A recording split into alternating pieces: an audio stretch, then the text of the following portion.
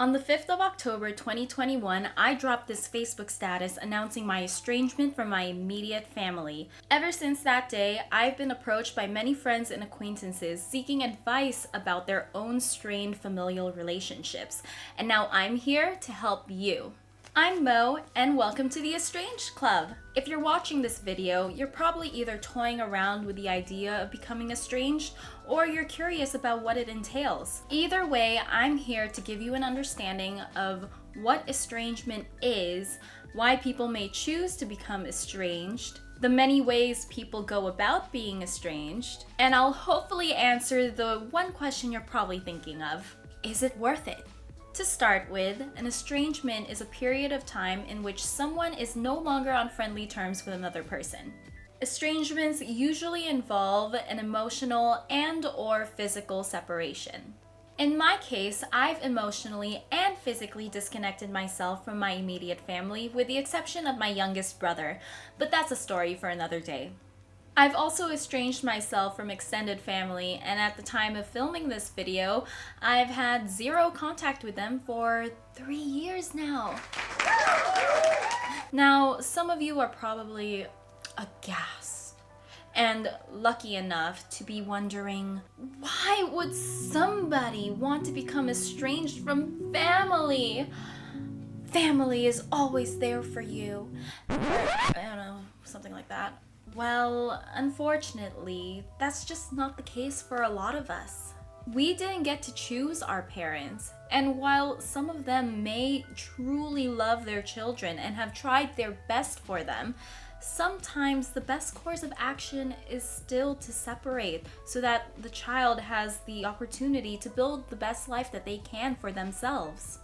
Oftentimes, those that are estranged from family point to physical abuse, emotional abuse, and/or sexual abuse as the main reason for becoming estranged. Other reasons for estrangement include an unhappy childhood, manipulation, emotional or physical neglect, substance abuse. Maybe there was a difference in political opinion or religious beliefs, a difference in moral code.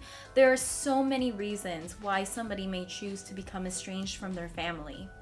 Personally, I had many reasons to part with my family, and if I were to describe those reasons to you today, we would be in for a really long video. So we'll save that for another time. Be sure to subscribe so you don't miss it. People can go about their estrangement in different ways, but there are 4 main levels of estrangement. There's cordial contact, low contact, no contact, and complete estrangement.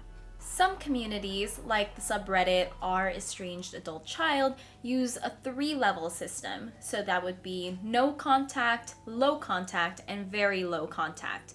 But for the purposes of this video, I will be talking about the 4-level system. Cordial contact is the first level of estrangement, and it's probably where some of you are right now. This is an internal process in which somebody starts to question the healthiness and authenticity of a relationship. There may be a desire to keep the relationship going, but oftentimes they have no idea how to make things better. As time goes on, they might decide that the benefits outweigh the drawbacks when it comes to distancing themselves from the questioned relationship. This introduces the 2nd level of estrangement, low contact. At this stage, someone is more aware of their efforts to remove themselves from that person and that relationship. They may call less frequently, stop coming over, and avoid holiday events that involve this individual. Many people who go low contact experience a range of conflicting emotions, including but not limited to rage, guilt, frustration, but also liberation and relief.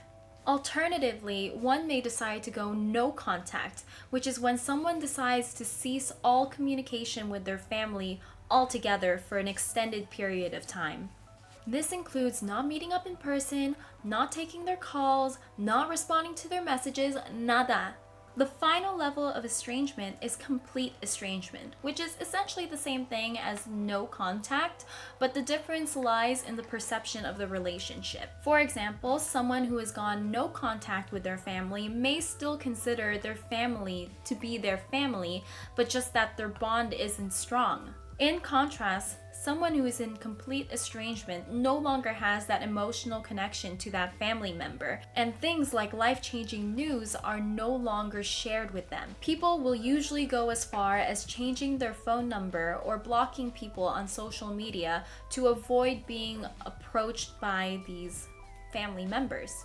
I consider myself to be in complete estrangement from my mother, father, and some of my extended family, and no contact with one of my brothers. Now the answer to the question you've all been waiting for. Is it worth it? I can't speak for other people, but in terms of my experience, becoming completely estranged from my family was the best decision I have ever made for myself. Cutting off my family jump-started my life so that I could start living for myself on my terms and just be happy. If you found any sort of value in this video, please feel free to like, subscribe, and share this to someone who could really use this knowledge. Thank you for watching and see you next week.